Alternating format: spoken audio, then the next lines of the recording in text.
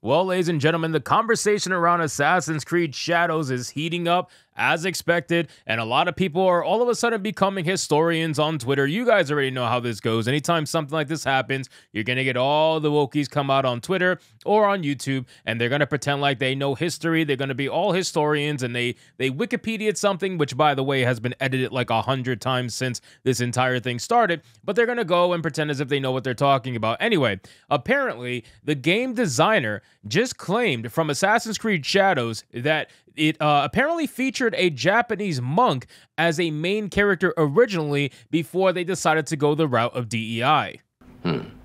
Well, have you thought about, I don't know, not doing that?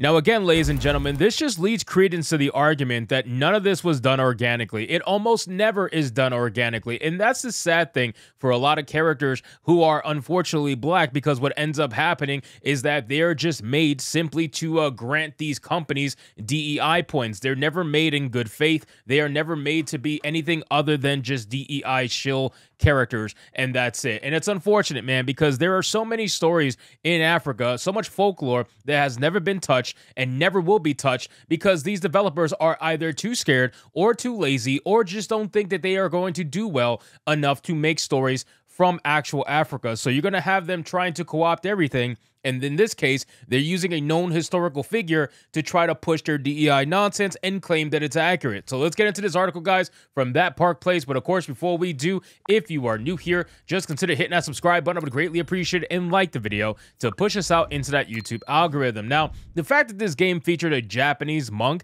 that sounds like it's a lot more accurate compared to what we are getting, you know what I mean? But at the end of the day, Ubisoft, over the last few years especially, has become completely riddled with DEI agendas, and it sucks, because this company used to make decent open world games, you know what I mean? Like the original Far Cry games were really well loved and received, and unfortunately, they just decided to go this route, just like all these other companies are going this route too, and they're gonna find out the hard way. It says game designer Chris Fisk, claims that Ubisoft originally planned to tell the story of a Japanese monk turned assassin in Assassin's Creed Shadows rather than Yasuke. Ubisoft released their first trailer for the game. We already know about that in an explainer video shared to the official YouTube account following the release of the trailer. Assassin's Creed Shadow game director Charles Benoit provided more details on the characters. He began with our dual protagonists. We have two fantasies. Well, fantasy being the right word. The samurai and the shinobi. We want the player to experience both, and we cannot squeeze both fantasies into one character because the samurai and the shinobi came from different social classes. They have different lives, so we cannot really mix them together. The game's associate narrative director, Brooke Davies, then added the historical character of Yasuke presented a really exciting opportunity for the narrative team. I'm sure he did. I'm sure he did. I'm sure you Googled Black Samurai, and when his name came up, you were like, yes, gold. This is what we've been waiting for. You mean to tell me we get to tell a story in feudal Japan that don't actually showcase anything about Japanese people? It's going to be great. I can't wait to showcase a black man murdering Japanese people. It's going to be great. We approach it the same way that so much of the work is done in Assassin's Creed, which is really in terms of research and history first. Well, clearly you didn't. Clearly you did it because you decided to showcase Yasuke over other known historical people in feudal Japan. You chose the one black person who never had the title of samurai, who was a retainer for Nobunaga, and you decided to make an entire video game over it, just like what a lot of Western developers do when it comes to Yasuke, right? They want to tell this grand story, you know, that usually is very, very fictional because his entire history is pretty much unknown for the most part, aside from certain details that we know to be facts, but that's besides the point.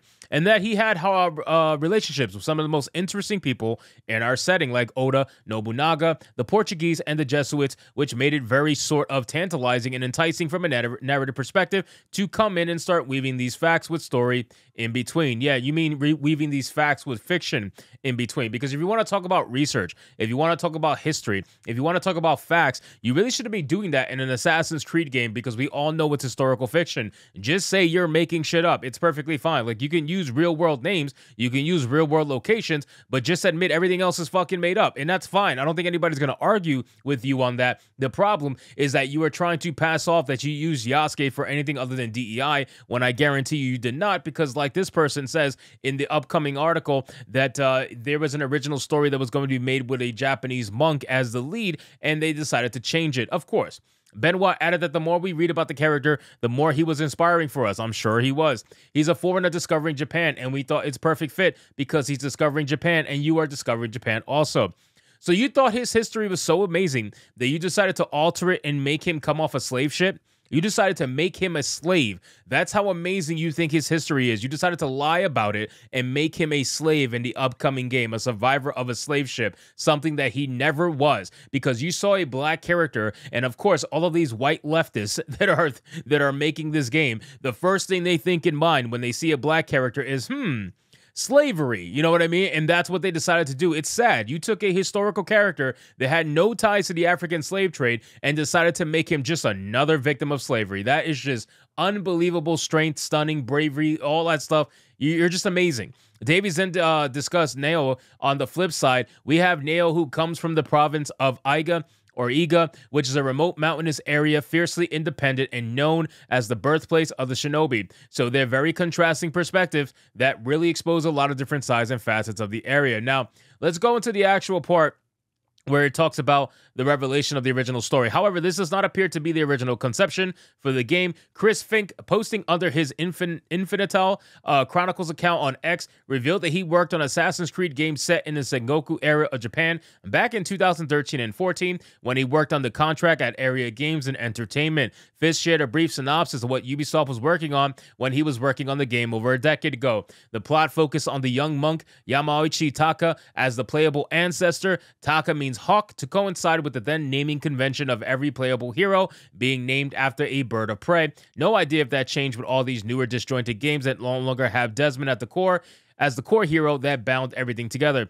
He continued the main conflict was about the Sword of Eden, aka Excalibur, Honjo Masamune, Genghis Khan's sword, etc., and how it has given its latest wielder, Oda Nobunaga, an unfair advantage in his conquest of Japan. Sounds like a very interesting story. I really am sad that we can't get to play that, and unfortunately, it seems like people are going to have to be forced to play as a DEI hire for Japan, and they're trying to pretend as everybody is happy about it. From there, he detailed after Nobunaga is assassinated by Hadatori Hanzo, Taka becomes a part of the Brotherhood, and under Hanzo is trained as an assassin shinobi. The Brotherhood tried to transport the recovered sword out of Japan, but are beset by Jesuit Templar ships, and it is lost. To make matters worse, Hanzo is assassinated as he considers retirement as a monk. His lord, Tokugawa Ieyasu, charges Taka with finding the killer and recovering the sword. Despite Nobunaga's successor, Toyotomi Hideyoshi, acquiring the sword and going on a rampage that extends into Korea, Taka steals the sword back and Mad Daimyo loses his power, weakening his campaign in Korea. Again, all of this sounds absolutely incredible, and it's quite unfortunate that we are not going to experience any of it because they decided to say, hey, we found this one black supposed samurai, and I think we can use this to make an entire story about feudal Japan based on one foreigner. How does that sound? Sounds great. Let's run it. Our DEI investors are going to maximize our funding when we push out a game like this. Not only are we going to have a strong independent woman that needs no man, but we're going to have a DEI hire that has some relevant ties to history, which is enough. That's all we need to claim historical accuracy. That's all we need, ladies and gentlemen. So it's quite unfortunate. It's very sad, and this fucking game is probably going to be one of the worst Assassin's Creeds in terms of performance. I know there's shows out there that are going to buy it no matter what, but the last Assassin's Creed that I played was Valhalla. I skipped a couple before then. I skipped a couple after then, and I just really don't care anymore at the end of the day. So anyway, guys, thank you so much for watching this video. I hope you did enjoy it, and if you did, consider leaving me a subscribe. I would greatly appreciate it. Don't forget to like the video,